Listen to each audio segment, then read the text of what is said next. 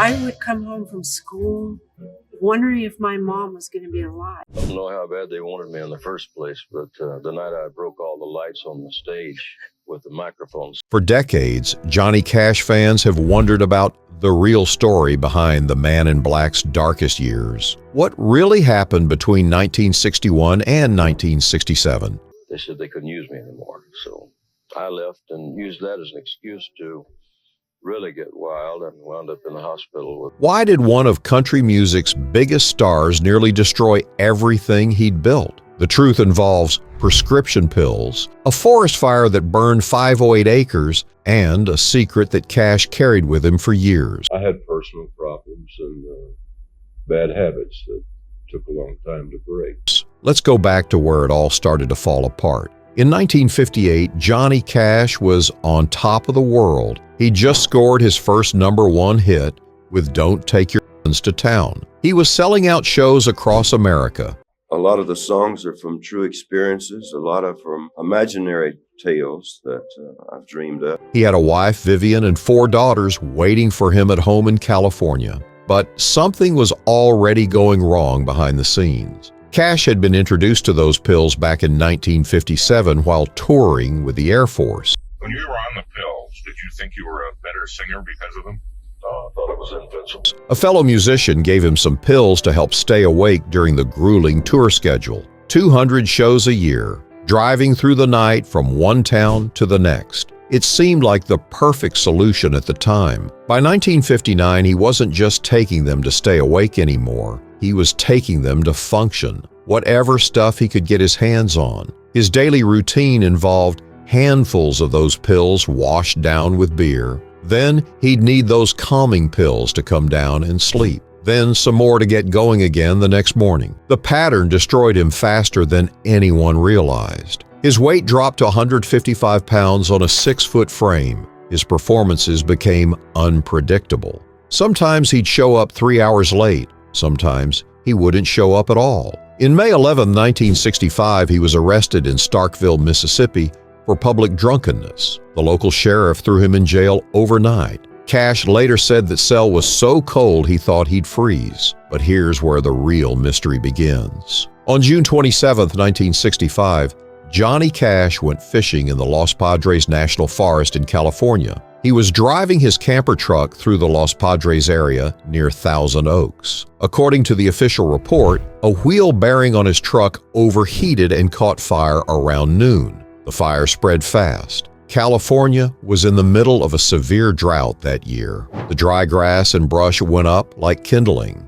Within hours, 508 acres of Los Padres National Forest were burning. The fire unalived 49 of the 53 endangered California condors living in the refuge. These weren't just any birds. They were critically endangered. There were only about 60 of them left in the entire world. When federal agents questioned Cash about the fire, his response shocked everyone. He reportedly said, "I don't care about your DMN yellow buzzards." Later accounts suggest he was heavily under the influence when the fire started and when he made that statement. The federal government sued him. They wanted $125 to $127 in damages. That's over $1 million in today's money. The case dragged on for years. Cash eventually settled for $82,000 in 1969. But here's what most people don't know about that day. Cash later admitted he'd been so high that morning he barely remembered starting the fire. In his 1997 autobiography, he wrote about that period with brutal honesty. He said it had him seeing things that weren't there, hearing voices, losing entire days to blackouts. The Condor incident wasn't even his lowest point. That came later in 1965. In October of that year, Cash was arrested again, this time in El Paso, Texas. Customs agents found 688 Dextrine capsules and 475 E-pill tablets hidden in his guitar case. He'd smuggled them across the Mexican border.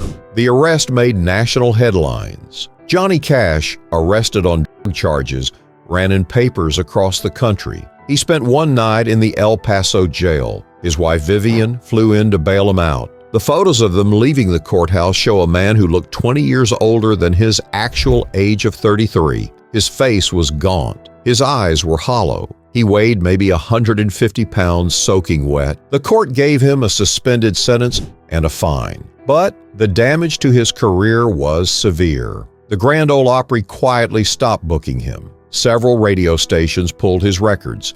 Concert promoters canceled shows. His record label, Columbia, started having serious conversations about dropping him. Then came the incident that almost unalived him. In late October 1967, Cash was staying at a house in Marion County, Tennessee. He'd been on a week-long bender. Substances and drinks, no food, no sleep. According to people who were there, he decided to explore Nickajack Cave, a massive cave system on the Tennessee River. He went into that cave alone around midnight. He took a flashlight and nothing else. He later said he went in there planning never to come out. The cave system stretched for miles underground. Complete darkness except for his flashlight. Cold water dripping from the ceiling. The sound of the underground river echoing off the walls. Cash walked deeper and deeper into the cave. He was looking for a place to lie down and let the unhealthy stuff and exhaustion take him. He wanted it to look like an accident. His flashlight eventually went out.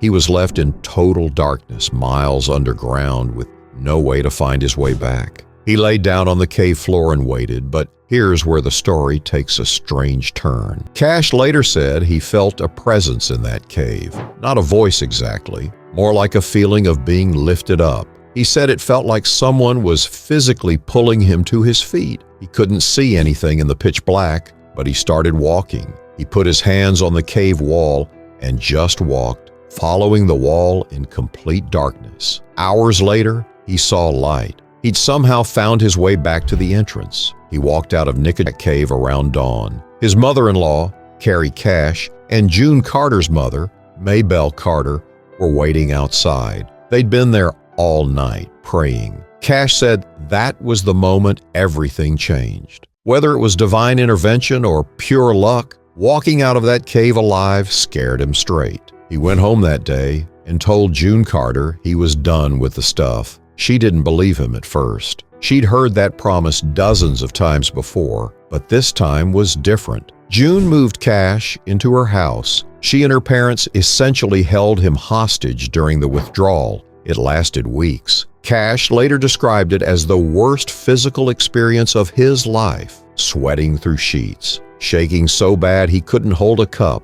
hallucinations worse than anything the pills had ever given him. The Carter family took turns sitting with him, making sure he didn't leave, making sure he didn't hurt himself. June's mother, Maybelle, would sit by his bed playing guitar softly when the shaking got real bad. June would read to him from the Bible when he couldn't sleep. It took about a month before he could function normally again.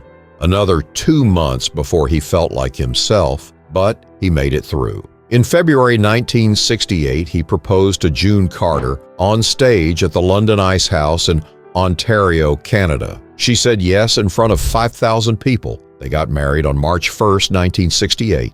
Johnny Cash was 36 years old and finally sober for the first time in over a decade. Now, here's the part of the mystery that took decades to fully understand. Cash stayed mostly clean after 1967, but the damage from those years never fully healed. He developed chronic pain issues. His digestive system was wrecked from years of unhealthy overuse. He suffered from severe dental problems because it had destroyed his teeth. In the 1980s, doctors prescribed him pain relief meds for legitimate medical issues, broken bones, dental surgery, chronic pain from decades on the road, and slowly, quietly, the addiction crept back in. This time it was prescription pain relief meds instead of those pills, but the pattern was the same. Between 1983 and 1984, Cash went through 3 more rehab stints: the Betty Ford Center, the Cumberland Heights Treatment Facility in Nashville. Each time he'd get clean for a few months. Then an injury or surgery would lead to a prescription, and the cycle would start again. June Carter Cash essentially became his full-time caregiver. She monitored his medications. She went to every doctor's appointment. She made sure he wasn't taking more than prescribed. It was exhausting work that went on for decades. In 1997, Cash finally opened up about all of this in his autobiography. He titled it simply, Cash. In it, he admitted to the forest fire, the smuggling, the unaliving attempt in Nickajack Cave. He laid out the whole ugly truth in detail that shocked even his longtime fans. He wrote about waking up in strange hotel rooms with no memory of how he got there, about hallucinating demons and angels, about the time he fired at a light fixture because he thought it was watching him, about driving his car into a ditch at 90 miles per hour and walking away without a scratch. The book revealed something else too. Cash admitted he'd relapsed multiple times, even after 1967. The image of Johnny Cash getting clean once and staying clean forever was a myth. Recovery was a daily battle that lasted the rest of his life. Here's what makes this story even more complicated. Cash's health declined severely in his final years. He was diagnosed with autonomic neuropathy in 1997. The disease attacks your nervous system. Some doctors believe it was partly caused by decades of unhealthy overuse. Others think it was genetic, probably both. The neuropathy made performing almost impossible. His hands shook. His balance was off. He could barely walk some days. Yet, he kept recording. Rick Rubin produced a series of albums called The American Recordings between 1994 and 2003.